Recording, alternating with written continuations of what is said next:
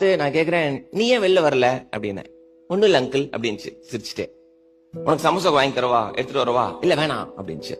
அப்புறம் orange juice இருக்கு, குடிக்கிறியா அப்படின்னு. இல்ல இல்ல வேணாம் வேணாம், நான் இங்கேயே இருக்கேன் அப்படின்னு. அப்ப எனக்கு ஒரு நிமிஷம் என்ன தோணுச்சு, ஒருவேளை கை கால்ல ஏதோ பிரச்சனை இருக்கு போல அப்படின்ட்டு அவளுக்கு தெரியாம நான் தூரமா போய் நின்று கை கால்லாம் நார்மலா இருக்கான்னு பாக்குறேன். எல்லாம் நார்மலா இருக்கு. அப்ப நான் போய் அவ பக்கத்துல உட்காந்துட்டு தோல்ல கை போட்டு, நீ சொல்லு அங்கிள் கூப்பிடறேன்ல, ஏன் வெளில வர மாட்டேன், உன் ஃப்ரெண்ட்ஸ் எல்லாம் அங்க இருக்காங்கல்ல, நீ ஏன் வெளில வர மாட்டேற அப்படியே என்ன திரும்பி பார்த்து, இதான் அங்கிள் ஃபர்ஸ்ட் டைம் நான் பெஞ்ச்ல உட்காடுறேன், ஃபேனு கீழே இதான் ஃபர்ஸ்ட் டைம் உட்காடுறேன், எவ்வளவு ஜாலியா இருக்கு. நம்ம கஷ்டப்பட்டது இல்ல, நம்ம தரையில உட்காந்து நான் படிச்சது கிடையாது இல்ல, அதனால எனக்கு அந்த கஷ்டம் என்னன்னு தெரியல. பொண்ணு எவ்வளவு ஒரு சின்ன விஷயத்த ரசிக்குது அந்த குழந்தை. ஃபேனு கீழே எவ்வளவு ஜாலியா இருக்கு, சில்லுன்னு காத்து வருது, அதனால நான் இன்னும் கொஞ்ச நேரம் உட்காந்துக்கிறேன் அங்கிள் அப்படின்னாங்க. That's when I realized, no matter how small or big your act of charity is, it makes a difference to somebody else's life.